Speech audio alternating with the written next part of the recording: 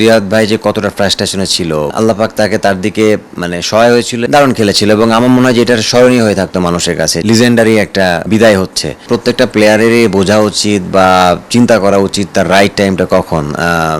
সম্মান থাকতে থাকতে যাওয়াটা আমি মনে করি সবার জন্যই ভালো। বয়স হয়েছে, চ্যাম্পিয়ন্স ট্রফিও ভালো যায়নি। ইমরুলের কথা ধরেই বলা যায়, সম্মান থাকতে থাকতে ওডিআই ক্রিকেটকে গুড বাই বললেন মুশফিকুর রহিম। তবুও কি টনক নড়েনি মাহমুদুল্লাহ রিয়াদের?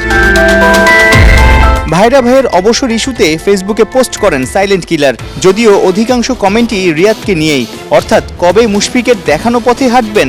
বিসিবির কেন্দ্রীয় চুক্তি থেকে নিজের নাম সরিয়েছেন মাহমুদুল্লাহ। তবে কি শীঘ্রই অবসরের ঘোষণাও আসছে? ক্রিকেট আঙ্গনে অনেককেই বলতে শোনা গেছে, চ্যাম্পিয়ন্স ট্রফি পর্যন্তই রিয়াদ মুশফিককে টেনে আনা ঠিক হয়নি। কি ভাবছেন ইমরুল কায়েস?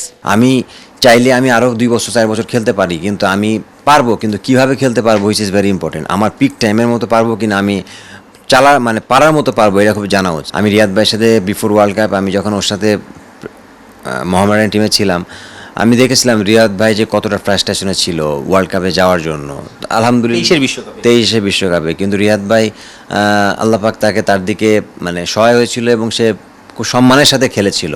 এবং আমার সাথে রিয়াদ ভাই যতটুকু ডিসকাশন হচ্ছিল, যে রিয়াদ ভাইয়েরও মনে হচ্ছিল যে আমার সাথে কথাতে যেটা আমি বুঝতে পারছিলাম যে রিয়াদ ভাই হয়তো 23-এর ওয়ার্ল্ড কাপ থেকেই বিদায়টা নিয়ে নেবে।